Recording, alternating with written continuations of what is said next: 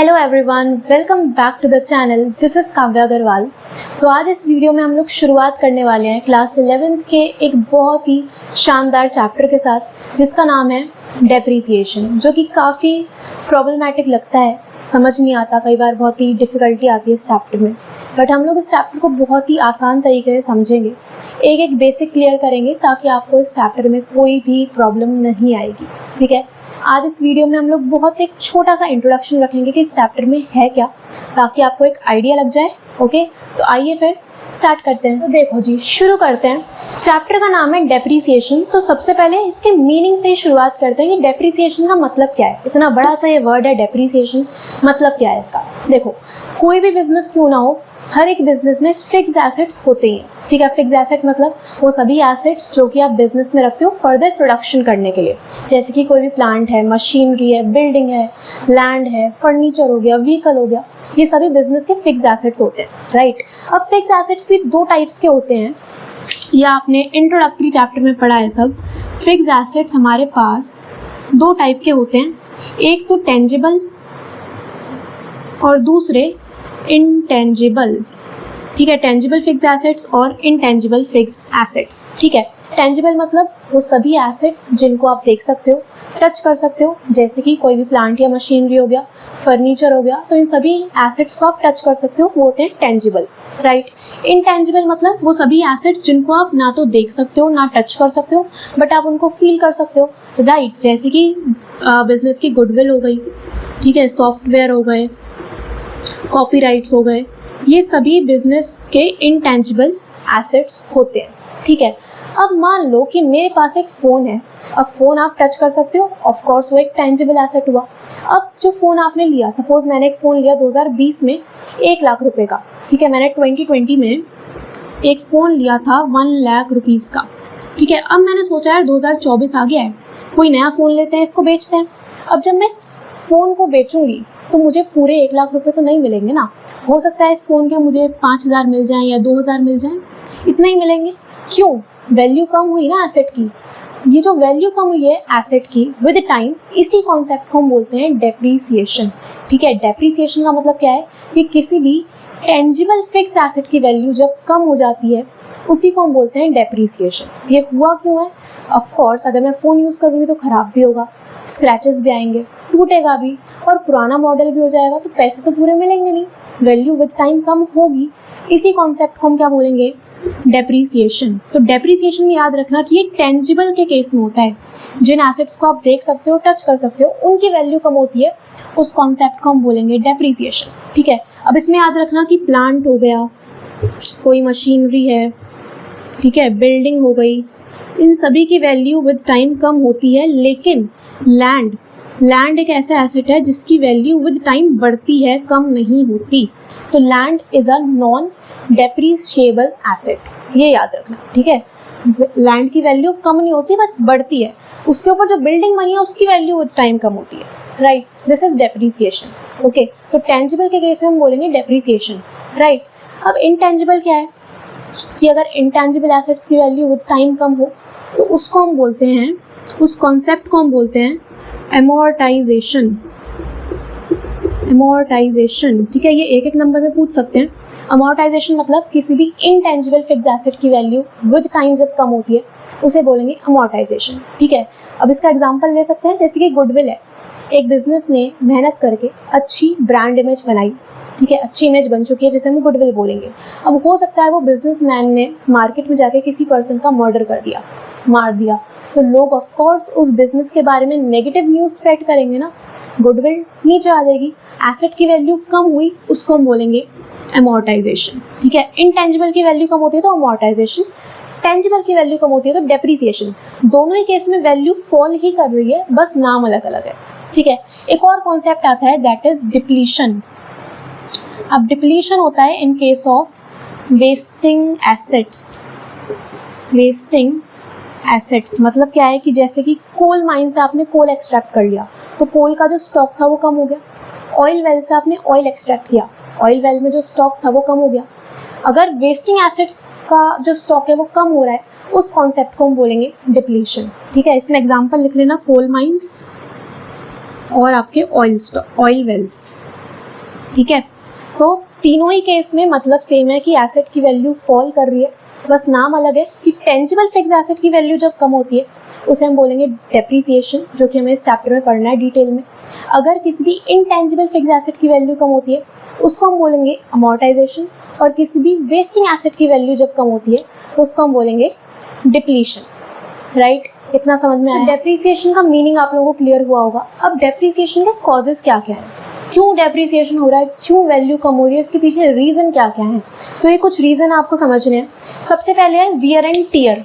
Wear and tier का मतलब क्या है कि आप जब भी किसी एसेट को यूज़ करोगे तो उसके रिपेयर्स भी करवाओगे, ठीक है, वो आपका एसेट ख़राब भी होगा तो ऑफ कोर्स उसकी जो वैल्यू है विद टाइम वो कम होती जाएगी, ठीक है। दूसरा रीज़न क्या है, पैसेज ऑफ टाइम।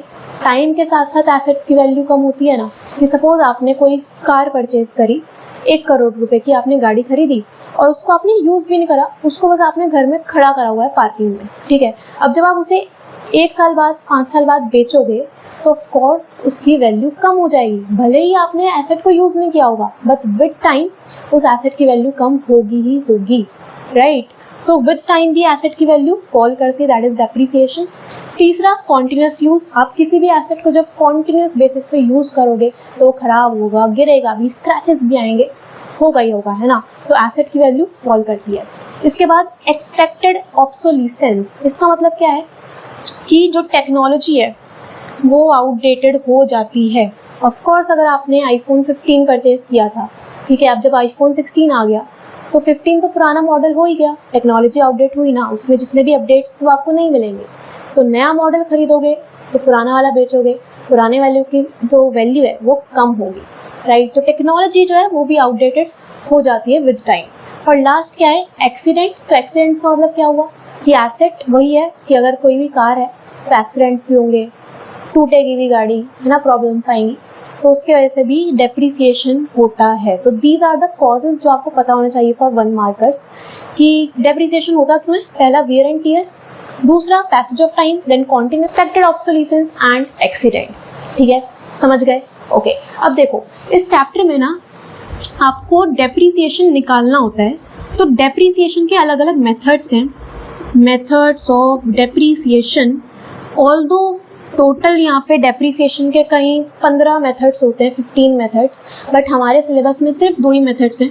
पहला स्ट्रेट लाइन मेथड, जिसे हम लोग शॉर्ट में SLM भी बोलते हैं, और दूसरा है written down value method, written down value method, जिसे हम शॉर्ट में बोलेंगे WDV मेथड, ठीक है। तो डेप्रिसिएशन के 2 मेथड्स आपको सीखना है, पहला SLM, दूसरा WDV, और आपका चैप्टर कंप्लीट हो जाएगा। प्लस इस चैप्टर में टोटल 4 टॉपिक्स हैं।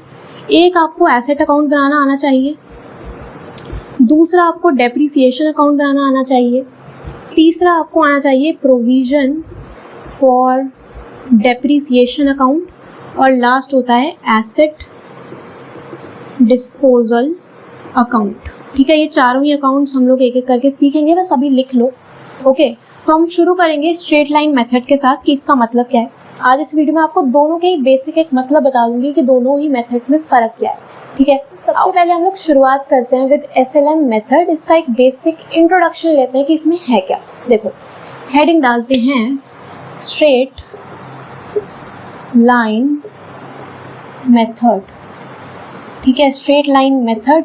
इसके और भी नाम है जैसे कि ओरिजिनल कॉस्ट मेथड, यही लिख लो ओरिजिनल कॉस्ट मेथड, ठीक है, या फिर हम बोल सकते हैं फिक्स्ड इंस्टॉलमेंट मेथड, ठीक है। एक और नाम इक्वल इंस्टॉलमेंट मेथड, ठीक है। ये कुछ नाम है जो आपको पता होना चाहिए कि अगर क्वेश्चन में कोई भी नाम आए तो आपको पता होना चाहिए कि कौन सा मेथड है, राइट। अभी स्ट्रेट लाइन मेथड में है क्या, देखो इसमें एक फॉर्मूला है, फॉर्मूला फॉर डेप्रिसिएशन, ठीक है। डेप्रिसिएशन को शॉर्ट में DEP लिखा है मैंने। तो फॉर्मूला क्या है डेप्रिसिएशन का, फॉर्मूला लिखो cost of asset minus scrap value upon useful life, ठीक है। ये फॉर्मूला है cost of asset minus scrap value upon useful life. This is the formula for calculating depreciation under SLM method. ठीक है, अब ये आया कहाँ से फॉर्मूला अभी बताती हूँ, पहले इनका मतलब समझो। देखो, अगर आपको किसी भी एसेट का डेप्रिसिएशन निकालना है, कि मान लो एसेट की कॉस्ट है 1 लाख। कॉस्ट का मतलब क्या है कि जिस कीमत पे आपने एसेट खरीदा, जो उसकी ओरिजिनल वैल्यू थी, दैट इज कॉस्ट। ठीक है, यूजफुल लाइफ का मतलब क्या है कि एक एसेट की एस्टिमेटेड लाइफ होती है कि वो एसेट इतने पर्टिकुलर साल चल जाएगा। कि अगर हमने 1 लाख का फ़ोन लिया है तो एक एस्टिमेशन है कि ये फ़ोन मेरा 5 साल चल जाएगा।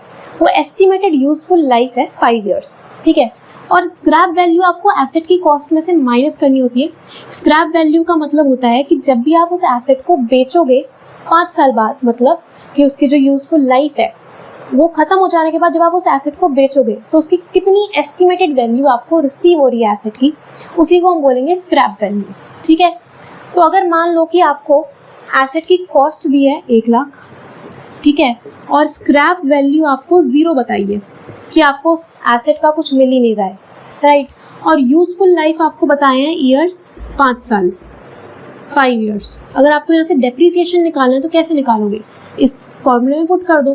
कॉस्ट ऑफ एसेट है 1 लाख, स्क्रैप वैल्यू हमने 0 लिए और टाइम पीरियड हमने 5 साल लिया है, तो ये आ जाएगा 1 लाख अपॉन 5, यानी कि 20,000 रुपये जो है ये आपका हर साल का पर एनम डेप्रिसिएशन आ जाएगा।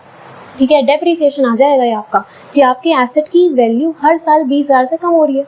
सिंपल चीज़ है ना कि 1 लाख का एसेट है, 5 साल चलेगा, साल 20,000 से वैल्यू कम होती जा रही है ताकि लास्ट में जाके उसकी वैल्यू 0 बचेगी। सही, तो this is the formula for depreciation. Okay, अब अगर आपको क्वेश्चन में बोला है कि आपको डेप्रिसिएशन का रेट निकालना है, ठीक है, रेट ऑफ डेप्रिसिएशन परसेंटेज में अगर आपको निकालने के लिए बोले तो आपको फॉर्मूला लगाना होगा डेप अपॉन कॉस्ट इंटू 100। ठीक है, अगर रेट निकालना है, परसेंटेज में निकालना है तो डेप अपॉन कॉस्ट करना। अब डेप्रिसिएशन कितना आया 20,000, कॉस्ट सी 1 लाख इंटू 100, ये कितना आएगा, ये आपके पास आ जाएगा 20% डेप्रिसिएशन का रेट। ठीक है, अब यही से समझो कि कॉस्ट ऑफ एसेट 1 लाख थी, उसका 20% कितना आएगा 20,000, वही तो हमने निकाला डेप्रिसिएशन। ठीक है, तो ये फॉर्मूला है, स्ट्रेट लाइन मेथड में आपको फॉर्मूला याद रखना पड़ेगा कि डेप्रिसिएशन का फॉर्मूला क्या है, cost of asset minus scrap value upon estimated useful life. ठीक है, अगर रेट निकालना है तो dep upon cost into 100। Okay, simple, right. अब एक चीज़ लिखो कि अगर आपको क्वेश्चन में if cost, scrap value and useful life is given plus rate of debt is also given, then always prefer rate of debt for calculation। मतलब क्या है इसका कि अगर आपको क्वेश्चन में कॉस्ट भी बताइए, स्क्रैप वैल्यू भी बताइए और यूजफुल लाइफ भी गिवन है, प्लस आपको रेट ऑफ डेप्रिसिएशन भी बताया है और आपको क्वेश्चन में डेप्रिसिएशन का अमाउंट निकालना है, तो आपको हमेशा जो रेट ऑफ डेप्ट गिवन होगा ना उसको यूज़ करके डेप्रिसिएशन कैलकुलेट करना होगा। फिर आपको ये फॉर्मूला पुट करने की ज़रूरत नहीं है। ठीक है, इसका क्वेश्चन करेंगे, समझ में आया। हम लोगों ने फॉर्मूला समझ लिया, रेट ऑफ डेप्रिसिएशन कैसे निकालते हैं ये भी समझ लिया, बट SLM का मतलब क्या है ये तो हमने अभी तक जाना ही नहीं। तो देखो यार, अब समझते हैं कि SLM क्या है और WDV यानी कि रिटन डाउन वैल्यू मेथड में क्या फ़र्क है। ठीक है, फिर हम इस वीडियो को बस एंड कर देंगे। ठीक है, देखो SLM में क्या है कि मान लो एसेट की कॉस्ट है 1 लाख, ठीक है, 1 लाख एसेट की कॉस्ट है और आपको रेट बताया हुआ है 10%। 10% पर आना मतलब कि हर साल 10% आप डेप्रिसिएशन लगाओगे। ठीक है, अगर हम लोग SLM मेथड यूज़ कर रहे हैं यानी कि स्ट्रेट लाइन मेथड यूज़ कर रहे हैं ना, तो उसमें क्या होता है कि मान लो ये एसेट पे हमें 3 साल का डेप्रिसिएशन लगाना है। ठीक है, 3 साल का काम करना है, तो इनिशियली आप सबसे पहले कॉस्ट लिखोगे, 1 लाख कॉस्ट है। अब याद रखना कि डेप्रिसिएशन हमेशा साल के आखिरी में लगता है, ईयर एंड पे लगता है। ठीक है, 31 मार्च ईयर एंड होता है, तो उस डेट पे हम डेप्रिसिएशन लगाते हैं, राइट। तो cost of asset is 1 lakh. अब 1 साल के बाद जब साल ख़त्म होगा तो आप इस पर डेप्रिसिएशन लगाओगे, फर्स्ट ईयर का डेप्रिसिएशन लगेगा, कितना लगेगा 1 लाख का 10%। 1 लाख का 10% आएगा 10,000, वो आप इसमें से कर देना माइनस, तो बचाइए 90,000। कि 90,000 क्या है कि एक साल बाद एसेट की वैल्यू 90,000 बची। क्यों? क्योंकि 10,000 का डेप लग गया पहले साल में, राइट। तो एसेट की कॉस्ट थी 1 लाख, पहले साल 10,000 का डेप्रिसिएशन लगा, एक साल बाद वैल्यू बची 90,000, राइट। अब दूसरे साल भी डेप्रिसिएशन लगेगा, दूसरा साल खत्म होगा, आप एसेट को यूज़ करोगे, एसेट की वैल्यू कम होगी जिसे हम डेप्रिसिएशन बोलते हैं।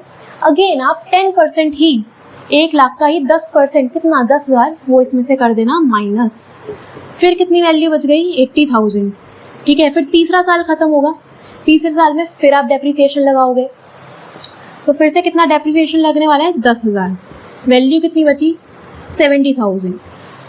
यहाँ पे एक चीज़ आपको नोटिस करनी है कि हर साल यहाँ पे सेम डेप्रिसिएशन लग रहा था, हर साल, फर्स्ट ईयर में भी 10,000, सेकेंड ईयर में भी और थर्ड ईयर में भी सेम आपको डेप्रिसिएशन मिला, ठीक है। इसी को हम बोलते हैं स्ट्रेट लाइन मेथड। मतलब क्या है कि आपको ओरिजिनल कॉस्ट पे एक बार डेप्रिसिएशन निकालना है और हर साल उसी को दिखाते जाना है। फिक्स्ड इंस्टॉलमेंट मेथड भी बोल सकते हैं कि हर साल फिक्स्ड जो अमाउंट है वो डेप्रिसिएशन लग रहा है। ओरिजिनल कॉस्ट मेथड, क्यों? क्योंकि ओरिजिनल कॉस्ट पे आपने डेप्रिसिएशन कैलकुलेट करा और हर साल उतना ही डेप्रिसिएशन आप माइनस करते गए।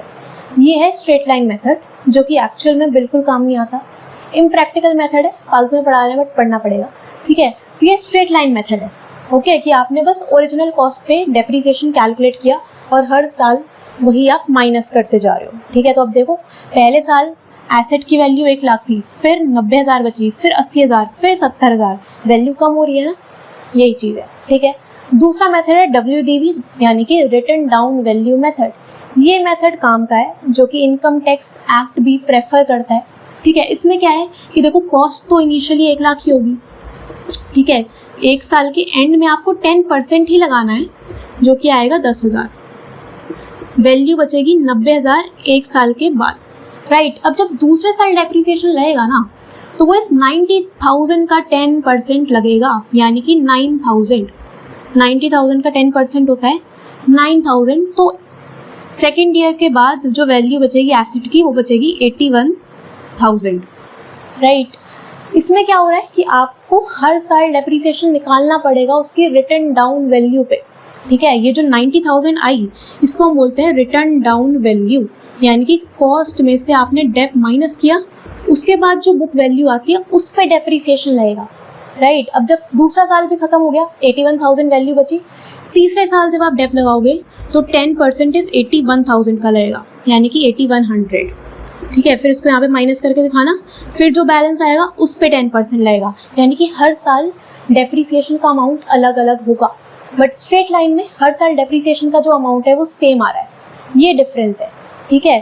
और एक्चुअल में यही मेथड प्रेफर किया जाता है, बट आपको सिलेबस में दोनों ही पढ़ने हैं, ओके, क्योंकि यही रियलिटी है ना यार। एसेट की वैल्यू विद टाइम कम हो रही है, पहले 1 लाख थी, फिर 90,000, फिर 81,000, तो डेप्रिसिएशन भी तो कम होना चाहिए ना।